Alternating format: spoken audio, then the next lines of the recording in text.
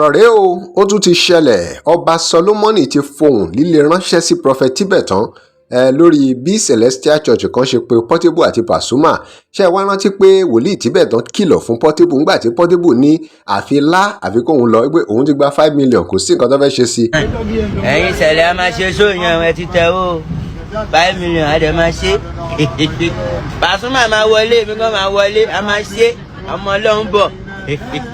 ìwọ tọ́lọ́run ò pè bàbá kan jáde nínú pásítọ̀ ìwọ tọ́lọ́run ò pè tọ́lọ́run bá pè ẹ́ kó o jáde tán God call you no be you call yourself me as I dey like this I'm a God send God call me see where I dey the whole world know me ìka máa wọ ṣọ́ọ̀ṣì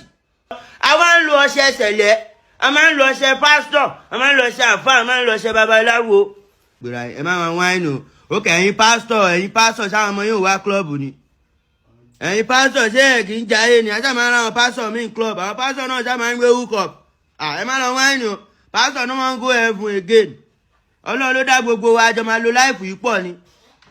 àti pásítọ̀ àtàfà o àti abaláwo àtògbóní o àti kọ́tíìsì o àjọ máa lo láìpù yìí pọ̀ ni. orin ògo làwọn áńgẹ́lì ń kọ ọwọ́ mi mímọ́ mo wọ bàtà mímọ́ orin ògo làwọn áńgẹ́lì ń kọ òsánà fáwọn ọmọ Hébérù aleluya fáwọn ọmọ Dáfídì o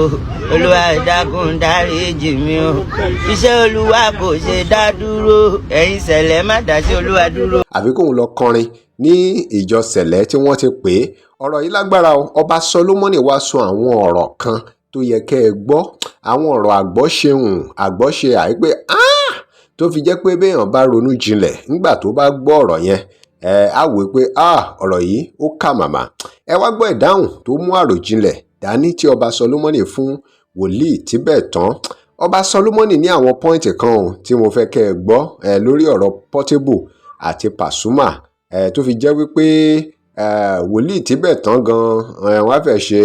sàdákátà nígbà tí wọ́n bá gbọ́ ọ̀rọ̀ ọba Solomoni ẹ já gbóhùn tí ọba Solomoni sọ.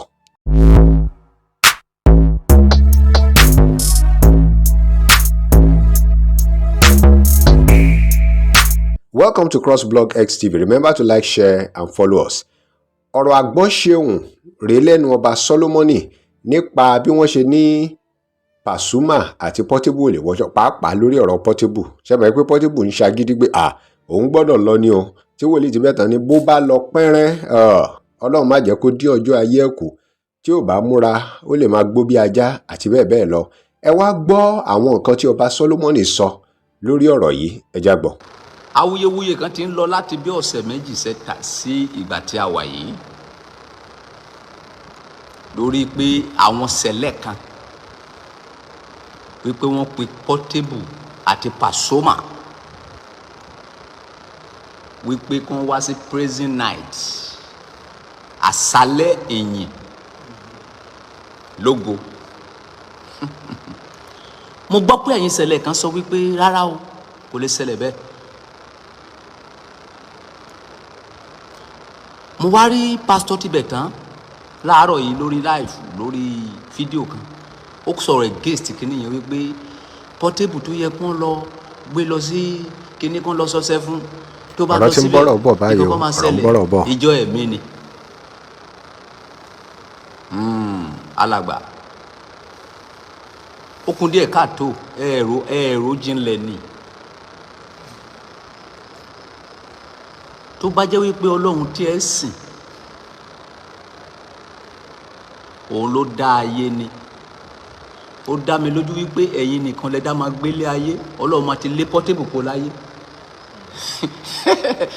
aramada olúpẹpẹ hello pastor ta ló dá Portable ta ló dá Pasuma Ọlọ́run ló dá wa nígbà tí Ọlọ́run ò ti lé àwọn méjèèjì kó láyé ẹni wọn ò lè wọ ṣọ́ọ̀ṣì rojinlẹ̀ mo máa gbé yín débẹ̀ sí ẹ̀yin ọlọ́pọlọ pípẹ́ máa fọkàn bá mi lọ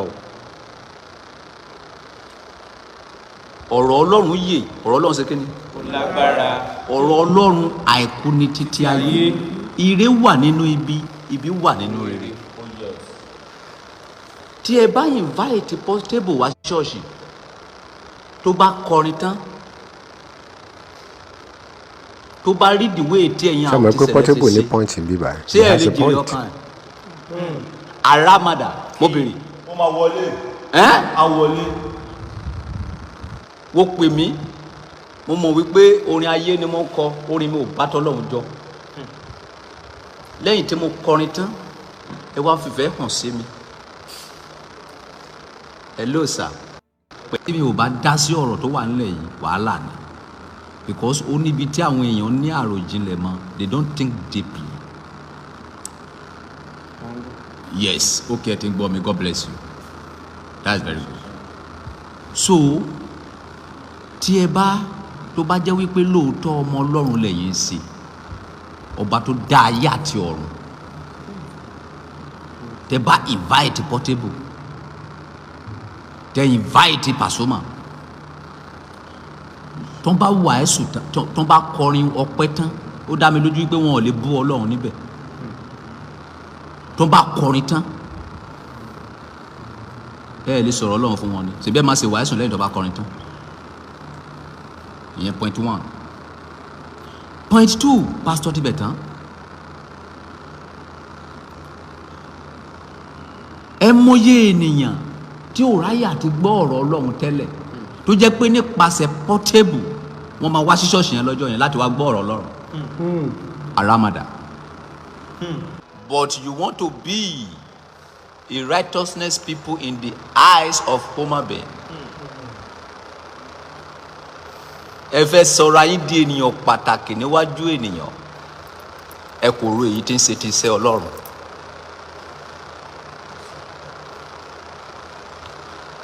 Gbogbo kan ṣẹlẹ̀ with reason.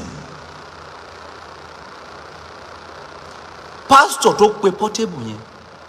tó pe Pasuma yẹn ó ní nǹkan tọ́lọ́run fẹ́ fàyọ̀ ńbẹ̀. àwọn wo ló yẹ ká máa fi jèrè ọkàn jù sínú ilé Ọlọ́run bí kò sí àwọn celebrity wọ̀nyí. torí nígbà tó ń bá wá àwọn èèyàn ṣe kíni wọ́n á tẹ̀lé wọn wọlé wọ́n á lè ṣe kíni wọ́n á lè gbá òtítọ́ ọ̀rọ̀ Ọlọ́run tí ó fẹ́ lọ wàásù ní kílọ̀bù ni. kàbí nígbà tí Portable bá ń bọ̀ níbẹ̀ tí wọ́n máa gbé ọtí wọ ṣọ́ọ̀ṣì wọ́n á fún ṣọ́ọ̀ṣì ní respect yẹn ná wọn nílè ráyè mú ṣe fàájì wọn yẹn lẹ́yìn yẹn ẹ fún wọn láyè kan kọrin wọn kàbí kẹ̀kọ́ lórí pé wọ́n kọrin ẹ ṣe kíni ẹ sọ̀rọ̀ Ọlọ́run fún wọn nígbà tó bá bà wọ́n níbi tí ó ṣe kíni tí ó da ẹlòmíràn ṣe kíni aronú padà èèyàn 1000 ò lè tẹ̀lé Portable wá kí a má rí èèyàn 2 mẹ́ta tí ọ̀rọ̀ ẹ máa ṣe kíni tó máa náàkì ṣùgbọ́n ìgbà tó jẹ́ wípé ètò ìkówójọ lẹ́wọ́n máa ṣe kò sọ̀rọ̀ Ọlọ́run mọ́ ẹ̀yin ṣẹlẹ̀ Pastor Tibetan tí ẹ sọ wípé Portable kò wọ yẹ kó wọ ṣẹlẹ̀ ta ló sọ fún yín pé ẹ̀yin mọ́jú Portable Bíbélì mi sọ fún mi wípé àwa ènìyàn wo ojú Ọlọ́run ṣe kí ni ó wọ ọkàn